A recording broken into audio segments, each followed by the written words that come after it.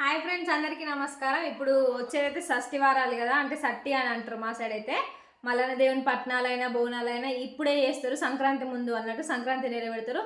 So ఇప్పుడైతే ఇల్లు మొత్తం క్లీన్ చేసుకొని గంగా స్నానాలు అట్లా పోయేసి అయితే ఈ మల్లన్న బోనాలు అయితే వేసుకుంటారు. సో నేనైతే ఇవాళ మా కిచెన్ క్లీన్ చేస్తున్నా, అదైతే చూపిస్తాను మీకు డీప్ క్లీనింగ్. ఇదైతే మా కిచెన్, నేనైతే ఎట్లా క్లీన్ చేస్తున్నా మీరు చూడండి, ఓకేనా. ఇది మొన్న మా మల్లన్న బోనాలు అని పెట్టినాయి కదా ఫుల్ వీడియో, దానికంటే ముందు వీడియో, కానీ అప్పటి నుంచి అసలు నాకు వీలు కాలేదు, అందుకే పెట్టలేదు. ఇప్పుడు ఏమనుకోకండి ఇప్పుడు పెట్టినా అని. ఫుల్ వీడియో అయితే చూడండి స్కిప్ చేయకుండా. ఫస్ట్ అయితే ఈ సామాన్ అంతా బయటికి తీద్దామని అనుకున్నా. అసలు చాలా కష్టం, ఒక్కరితో కానే కాదు ఇల్లు చదవడం. ఆడవాళ్ళు ఏం చేస్తారు అసలు ఇంట్లుండి అట్లా ఇట్లా అని అనుకుంటారు, కానీ చాలా పనులు ఉంటాయి అమ్మాయిలకి ఇంట్లో ఉంటాయి. అయితే ఏదో ఒకటి చేయాలనిపిస్తుంది, ఖాళీగా అసలు ఉండబుద్ధి కాదు. నాకైతే అట్లనే అనిపిస్తుంది, ఏదో ఒకటి క్లీన్ చేయాలి, ఏదో ఒకటి చదరాలి, తుడవాలి, అట్లనే అనిపిస్తుంది. ఇదైతే మా కిచెన్ అన్నమాట. ప్రతి ఒక్కటి చిన్న చిన్న ఐటమ్స్ కూడా తీయాలి కదా, ఇక అన్ని తీసి అయితే నేనైతే మంచిగా క్లీన్ చేసిన. ఫస్ట్ అయితే ఈ సామాన్ మొత్తం తీసి బయట పెట్టిన తర్వాత మళ్ళీ సర్ఫ్ వేసి సెల్ఫ్లు అవన్నీ కడిగి వచ్చిన అన్నట్టు. ఎందుకంటే ఇప్పుడు మనకి ఏ పండుగ వేసుకున్నా కూడా ఇంట్లో మంచిగా ఉంటేనే మంచిగా అనిపిస్తుంది కదా, ఇల్లంతా కడిగి తుడవడం అట్లా అయితే ఉంటుంది కదా. ఎవ్రీ ఇయర్ ఇదైతే మాకైతే కంటిన్యూగా వస్తుంది అన్నట్టు. పట్నాలను బోనాలు వేస్తారు కదా, అంటే పట్నాలు అయితే 5 yearsకి ఒకసారి వేస్తారు, బోనాలు ఎవ్రీ ఇయర్ పోసుడే అన్నట్టు మల్లన్న దేవునికి. సో ఈ మల్లన్న దేవుని పట్నాల ముందైనా బోనాల ముందైనా ఇట్లా చేస్తారు. షష్ఠి వారాలు అంటారు కదా శ్రావణంలో, పట్నాలు ఉన్నోళ్ళైనా లేనోళ్ళైనా ఎవరైనా చేసుకుంటారు. ఇయర్కి వన్స్ ఇట్లా మొత్తం ఇల్లు మొత్తం ఇక అన్నట్టు క్లీన్ చేయడం. ఒకవేళ వేరే వాళ్ళు ఇట్లా సున్నం వేసుకునే వాళ్ళు సున్నం వేసుకుంటారు. పెయింటింగ్ అంటే ఇప్పుడు 5 yearsకి ఒకసారి వేస్తున్నారు కదా, సో అట్లా నార్మల్గా ఇల్లంతా పైపుతోనైతే ఇట్లా వాటర్ పడతారు. మాకైతే కరెంట్ బోర్డ్స్ స్విచ్చెస్ లేవన్నట్టు, అందుకోసమనే మేము పైపుతో పట్టలేదు. ఎందుకంటే మళ్ళీ కరెంట్ దాంట్లో వాటర్ పోతే మళ్ళీ షాక్ వస్తాయి కదా, షార్ట్ సర్క్యూట్స్ అవుతాయి అని ఇక మేమైతే అట్లా సెక్యూర్ ఉండాలి కదా అనేసి అయితే మేమైతే పైపుతో పట్టలేదు. నార్మల్గా చీపురుతో కడుక్కుంటూ వాటర్ అయితే పోసినాం అన్నట్టు. నేను ఒక్కదాన్నే అసలు. మా మమ్మీ ఇంకా చేను కాడికి వెళ్ళింది. మా మమ్మీ వచ్చేసరికి ఏం చేయాలి, మళ్ళీ మా మమ్మీకి హెల్ప్ చేసినట్టు ఉంటుంది కదా, ఇక ఒక్కతే ఇట్లా వేసుకుంటుంది. మళ్ళీ నేను క్లీన్ చేసి వస్తే ఇంకా బోనాలకి నేను ఉంటూనే ఉండను, మళ్ళీ హాస్టల్కి వెళ్తే కావచ్చు అనేసి అయితే ప్రతి ఒక్కటైతే తీసిన. ఇంకో డబ్బాలలో తీసిన, అసలు అందులో ఏమైనా దొరుకుతాయని చూస్తున్నాను నేనైతే. ఎందుకంటే ఇల్లంతా చదరంగా ఏదో ఒకటి దొరుకుతుంది కదా. ఆ టిఫిన్ అయితే ఇంతకుముందు చూపించిన కదా 2 caries టిఫిన్, అదైతే నాకు అయితే గిఫ్ట్గా ఇచ్చారు అన్నట్టు ఆఫీస్లో. ఇంకా ఒక్కొక్క డబ్బా తీసుకుంటాను ఏమన్నా ఉన్నాయా అని అయితే నేనైతే చెక్ చేస్తున్నాను అన్నట్టు. ప్రతి ఒక్కటి ఫస్ట్ పెద్ద పెద్ద ఐటమ్స్ తీసిన తర్వాత ఇక చిన్న ఐటమ్స్కి వెళ్దాం అనేసి అయితే అన్నీ తీసిన. ఇక చాలా హైట్ ఉన్నాయి కదా, సజ్జ మీద కూడా ఫుల్ ఉన్నాయి. మా మమ్మ అయితే ఫుల్ బోళ్ళు కొంటుంది అసలు. మన ఊర్లలో హెయిర్స్ కూడా వెంట్రుకలకు వస్తాయి కదా బోళ్ళు, అవి అయితే ఫుల్ ఉన్నాయి. కిచెన్ మొత్తం చాలా వరకు ఉన్నాయి. మా మమ్మీకి మా అమ్మమ్మ వాళ్ళ పెళ్ళికి పెట్టిన బోళ్ళు ఇంకా 2 సంచులు ఉన్నాయి, అవి అట్లనే ఉన్నాయి. కానీ ఎంటికలకు కొన్న బోళ్ళే ఫుల్ చాలా అయిపోయినాయి, ఎందుకంటే చాలా లాంగ్ ఉండే మా హెయిర్.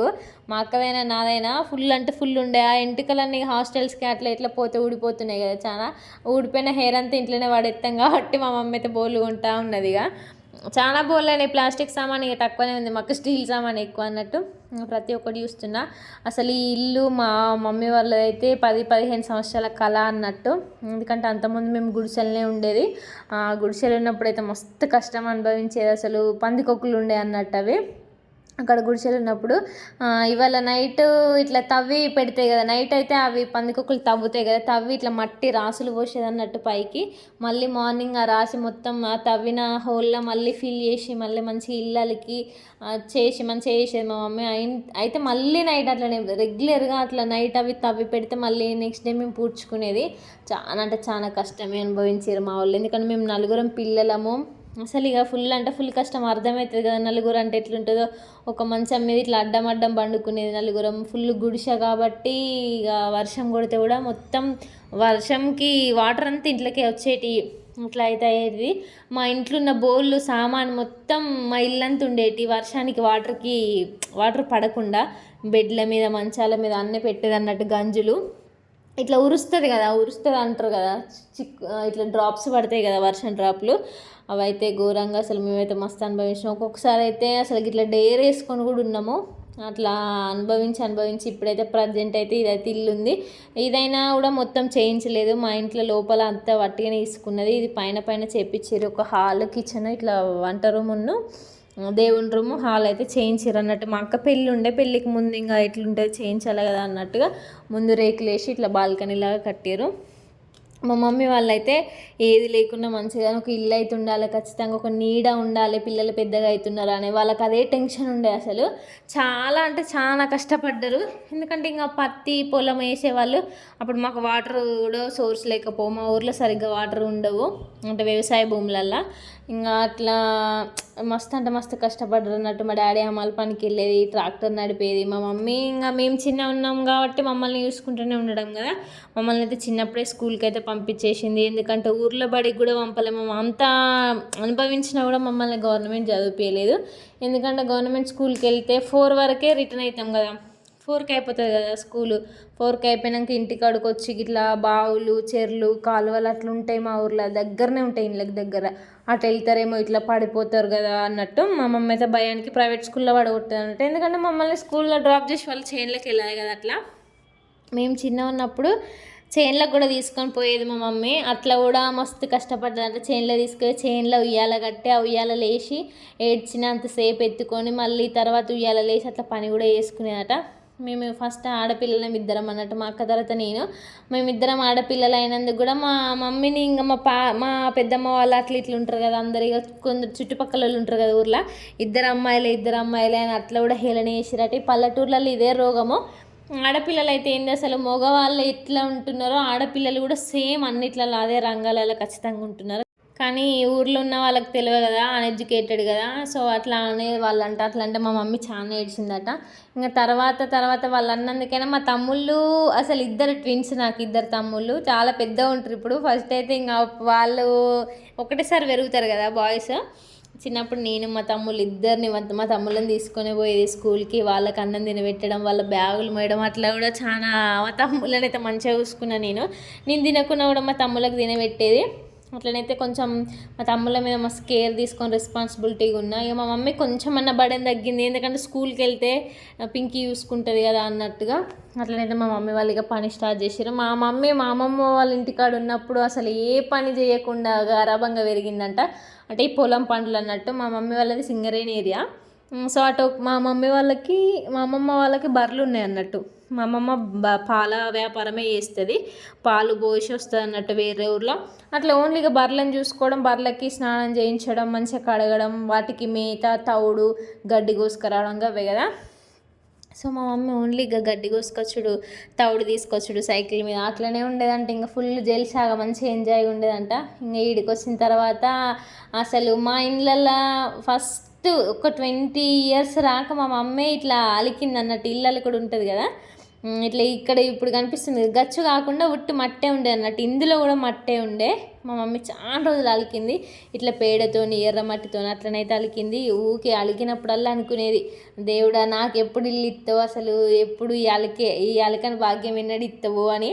ఎందుకంటే మా అమ్మమ్మ వాళ్ళ ఇంటికాడ ఉన్నప్పుడే ఇల్లు అలకలేదు అన్నట్టు.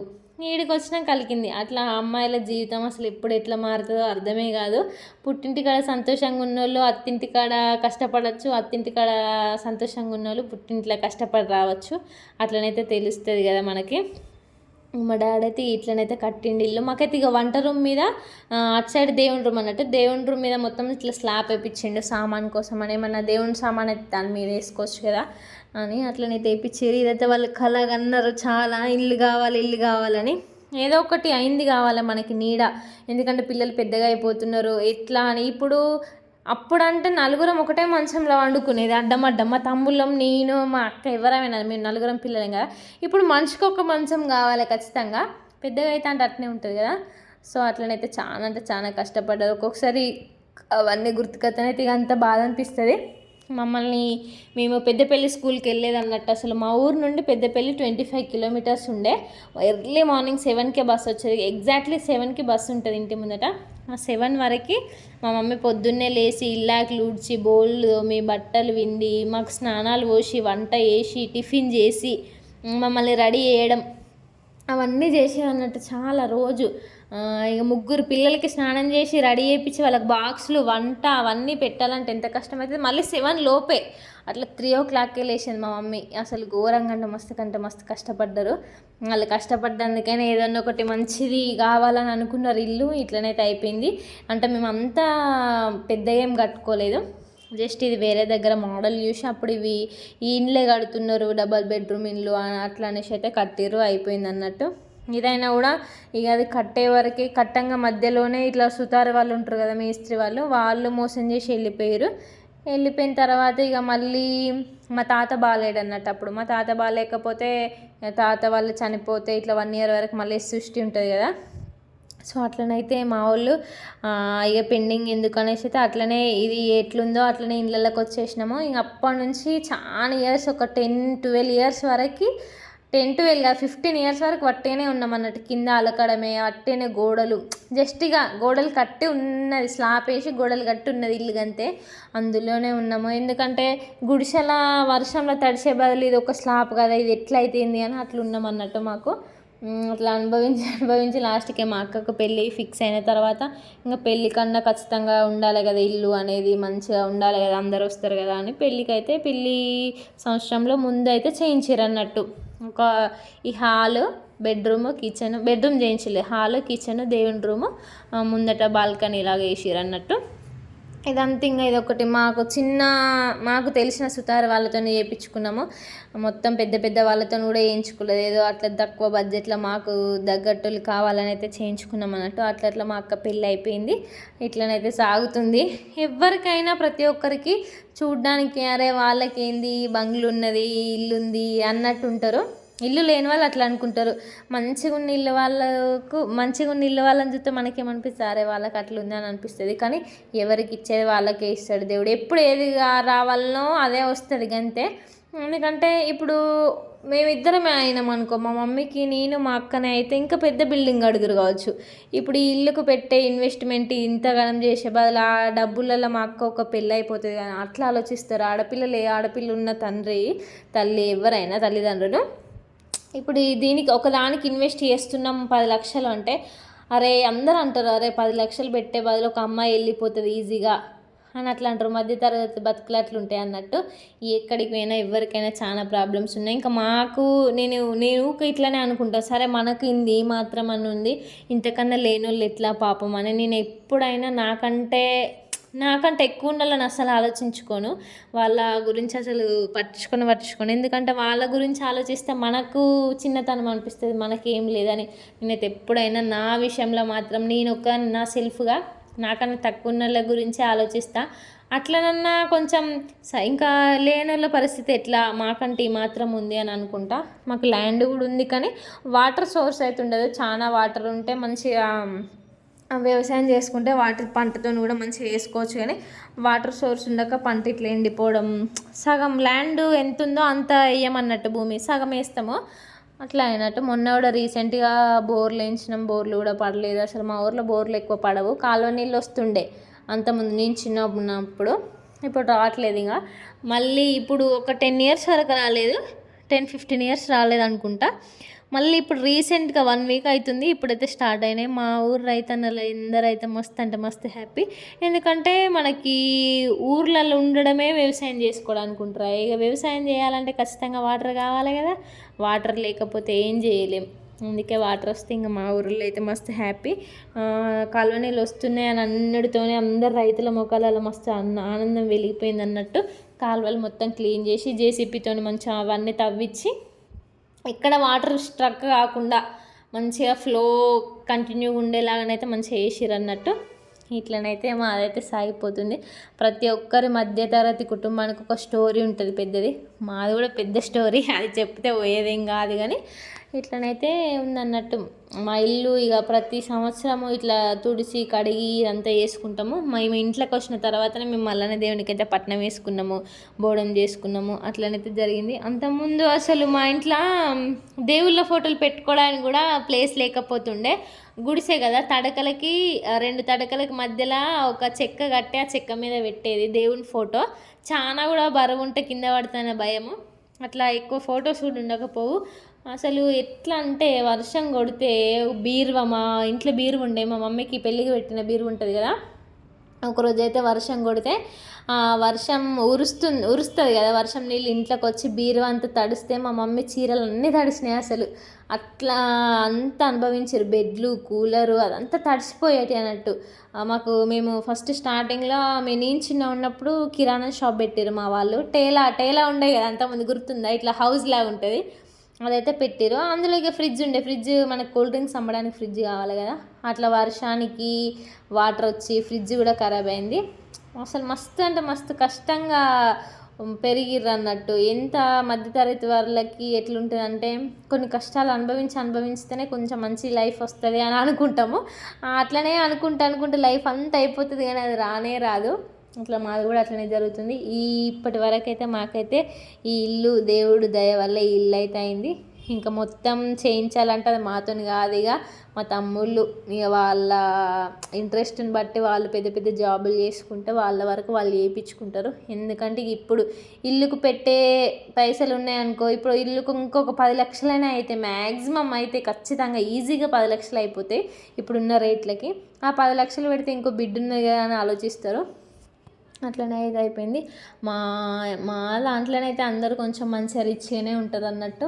ఇంకా మా మమ్మీకి మేమే నలుగురం పిల్లలం కదా, ఇంకా నలుగురిని పోషించాలంటే చాలా కష్టము. కానీ ఎప్పుడైనా అసలు మాకు ఇది లేదు అది లేదు అన్న లోటు తెలియకుండానే మంచిగానే పెంచారు అన్నట్టు. బట్టలకైనా దేనికైనా అట్లుంటుంది. ఇంకా మా అక్కనైతే కొన్ని రోజులు అయితే మా అమ్మమ్మ వాళ్ళ ఇంటికాడ ఉంది. మీ ముగ్గురం ఇంకా మా తమ్ముళ్ళు నేనైతే ఇక్కడ ఉండేది అన్నట్టు. మాకే అన్నీ తెలుసు మా వాళ్ళు ఏం చేసిర్రు అట్లా ఇట్లా అని. పత్తి ఉండే మాకు ఎక్కువ. ఇప్పుడు పొలం వేస్తున్నాం కానీ అంతకుముందు మొత్తం పత్తే, 2 ప్లేస్లలో పత్తే ఉండేది అన్నట్టు. నేను చిన్న ఉన్నప్పటి నుంచి కూడా పత్తి దగ్గరకు పోయేది మా మమ్మీ. ఎందుకంటే హాలిడేస్ ఉన్నప్పుడు ఇంటికాడ వదిలిపెడితే బాయిలల్లా కాలువల పొంటి తిరుగుతారు, మళ్ళీ ఏదన్నా అయితే ఎట్లా అని కేరింగ్ అట్లా కూడా ఉంటుంది కదా, అట్లా ఇంటికాడ కూడా ఉంచకపోయేది మా మమ్మీ. ఇక పత్తిలకే తీసుకుపోయేది. అట్లా చిన్న పత్తి కూడా ఏరడం స్టార్ట్ చేసిన. వ్యవసాయ కుటుంబంలో పుట్టిన ప్రతి ఒక్కరు ఆడపిల్లలైనా మగపిల్లలైనా ఖచ్చితంగా పేరెంట్స్కి హెల్ప్ చేయడానికి పోతారు కదా, అట్లనే వాళ్ళు కూడా నేర్చుకుంటూ ఉంటారు. నేను కూడా ఇప్పుడు ప్రతి ఒక్క వ్యవసాయం పని నేర్చుకున్నా. ఎక్కువ చెయ్యరాదు కావచ్చు, ఎక్కువ చెయ్యలేను, కానీ వర్క్ అయితే మొత్తం వచ్చు. వర్క్ అంతా చేయగలుగుతా కానీ ఎక్కువసేపు చేయలేను. ఎందుకంటే ఇప్పుడు ఉన్న మందుల తిండికి అసలు ఎనర్జీ ఉండదు కదా, నాకు అస్సలు ఎనర్జీ ఉండదు. నాకు అసలు ఫుడ్ ఎక్కువ తీసుకోబుద్ది కదా అన్నట్టు. కొంచెం తీసుకుంటూనే కొంచెం క్వాంటిటీతోనే నాకు ఇక అయిపోతుంది. సో ఫుడ్ ఎక్కువ తీసుకోకపోవడం వల్ల ఇక నాకు ఎనర్జీ అస్సలు ఉండదు. ఎక్కువ వర్క్ చేయలేకపోవచ్చు కానీ వర్క్ మొత్తం అయితే చేస్తా ఖచ్చితంగా. నాకైతే అన్ని వర్క్స్ వచ్చి అట్లా నేర్పించింది మా మమ్మీ. మా తమ్ముళ్ళు అయినా కూడా చాలా పని చేస్తారు పాపం, మందు కొట్టడం మందు వేయడం పొలంలో అట్లనైతే మంచిగా చేస్తారు. ఆ పొలము ఆ పత్తితో కూడా మా వాళ్ళు చాలా అంటే చాలా కష్టపడ్డారు. ఎందుకంటే మాకు ఒక బావి ఉండే, బోర్లు వల్లే కదా బావి ఉండే అన్నట్టు. ఇంకా బావి ఒర్రే పక్కకే ఉండే, ఒర్రే అంటే చిన్న వాగు, పిల్ల కాలువ అంటారు కదా అట్లా అన్నట్టు. ఆ ఒర్రే జలకి అంటే అంటే వాటర్ ఉంటాయి కదా అందులో, ఇక వాటర్ ఉంటే కింద ఒర్రే పక్కకే బావి అన్నట్టు. ఒర్రే వాటర్ ఉంటాయి కదా, సో ఇక్కడ బావి తవ్వుతుంది, ఇందులో కూడా ఊట మంచిగా ఊరుతుంది అని అయితే మా వాళ్ళు అయితే బావి తవ్వి ఇచ్చారు. ఇంకా ఒకసారి చాలా వర్షాలు కొట్టినాయి కదా అప్పట్లో, 10 days కంటిన్యూగా వర్షం కొట్టుడికి ఆ ఒర్రె తెగి మా బావిలోకి వచ్చి మా బావి కూడా మొత్తం కొట్టుకొని పోయింది అన్నట్టు. ఇక మస్తు అంటే మస్తు కష్టపడ్డారు దానికి కూడా. మా తమ్ముళ్ళు కూడా ఏ నైట్ అంటే ఆ నైటు, ఇక మా డాడీ ఎప్పుడు లేపుతప్పుడు వర్షానికైనా ఎప్పుడైనా, ఇక కరోనా అప్పుడు చాలా అంటే చాలా కష్టపడ్డారు. ఆ బావి తెగింది కదా, ఆడ మళ్ళా వేయాలి కదా, ఇట్లా గట్టు వేయాలి కదా, అయ్యనికి కూడా మస్తు కష్టపడ్డారు. ప్రతి ఇయర్ వాటర్ సరిపోకపోతే బావి తవ్వించుడు, ఆ బావికి పెట్టడం. అట్లనైతే ప్రతి రూపాయి ఎంత ఖర్చు పెట్టకుండా ఉందామన్నా కూడా వ్యవసాయం పనులల్లో అవన్నీ అయిపోతాయి కదా. అట్లయితే మా వాళ్ళు అయితే మస్తు కష్టపడ్డారు అసలు. నేను చెప్పడం కాదు, ప్రతి ఒక్క ఫ్యామిలీకి ఒక్కొక్క స్టోరీ ఉంటుంది. ఇక అదంతా చెప్పాలంటే అస్సలు మనకి టైమే సరిపోదు ఎవరికైనా. కానీ ఎవరైనా మిడిల్ క్లాస్ వాళ్ళు మాత్రమే ఫ్యామిలీ ప్రాబ్లమ్స్ అర్థం చేసుకుంటారు. ఎందుకంటే మనకు పైసా విలువేందో తెలుసు. రూపాయి ఇస్తారు అని అంటే ఆ రూపాయి ఎట్లా వస్తుందో మనకు అర్థమవుతుంది. ఆ రూపాయి ఎట్లా ఖర్చు పెడతావా లేకపోతే ఏం చేస్తావా అని రూపాయి ఇచ్చే ముందే నా పేరెంట్స్ అడుగుతారు. అదే సిటీలో ఉండే వాళ్ళకైతే, డబ్బులు చాలా ఉన్న వాళ్ళకైతే అట్లా అనిపిస్తుందా, తీసుకో ఇది 5 రూపాయలు అడిగితే 100 రూపాయలు ఇస్తారు. అదే మన మిడిల్ క్లాస్ వాళ్ళు అయితే 5 రూపాయలు అడిగితే 1 రూపాయి ఇస్తారు. అట్లుంటుంది అన్నట్టు. ఎందుకంటే డబ్బు విలువ తెలియాలి అన్నట్టు పెంచుతారు.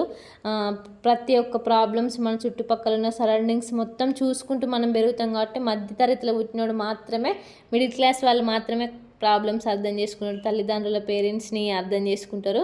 ఈ కాలంలో కొంతమంది ఇంకా ఈ అందరూ మిడిల్ క్లాస్ వాళ్ళే అర్థం చేసుకుంటారని లేదు, అందరూ సిటీ వాళ్ళు గాలి ఉంటారని లేదు, కానీ కొందరు అట్లుంటారు, కొందరు ఇట్లుంటారు.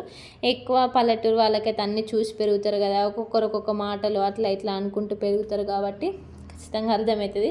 నాకైతే మా పేరెంట్స్ నేనైతే చాలా అర్థం చేసుకున్నాను. నాకు ఇది కావాలి అది కావాలని అయితే నేను ఎప్పుడు ఫోర్స్ చేయను అసలే. వన్స్ అడుగుతా, ఉంది అంటే ఉంది, లేదంటే లేదు. అట్లనైతే మా ఫ్యామిలీ స్టోరీ అయితే ఇది. మేమైతే నలుగురం పిల్లలం, మా మమ్మీకి మా డాడీకి మేమైతే నలుగురం అన్నట్టు ఇట్లనైతే జరిగిపోయింది. మా ఇల్లు స్టోరీ ఇది, మా ఫ్యామిలీ స్టోరీ కొంచెం అన్నట్టు. నేనైతే ఇల్లంతా మంచిగా తూడ్చిన, ఫ్యాన్ వేసుకొస్తే పెట్టినా ఇదంతా ఆరిపోయింది. కడిగినా కూడా కడిగి సర్పుతం కడిగి ఇదంతా పెట్టినా ఇట్లనైతే వేస్తున్నా. ఇంకా ఫుల్ దుమ్ము, మనం దుమ్ము దులుపుతాం కదా, సో ఎందుకు ఇక అటు ఇటు పోతుంటే డిస్టర్బ్ అవుతుందని నేనైతే ఇక మొత్తం మాస్క్ అయితే కట్టుకొని షర్ట్ అయితే వేసుకున్నా, పైనుంచి షర్ట్ వేసుకున్నా. మనం వర్క్కి వెళ్తే షర్ట్ వేసుకుంటాం కదా, ఇక కంఫర్ట్ ఉంటుంది అదైతే. ఇక డ్రెస్ ఖరాబ్ కాకుండా ఉండిపోతుంది కదా, షర్ట్ పైనుంచి వర్క్కి వేసే షర్టే కాబట్టి ఏం కాదు.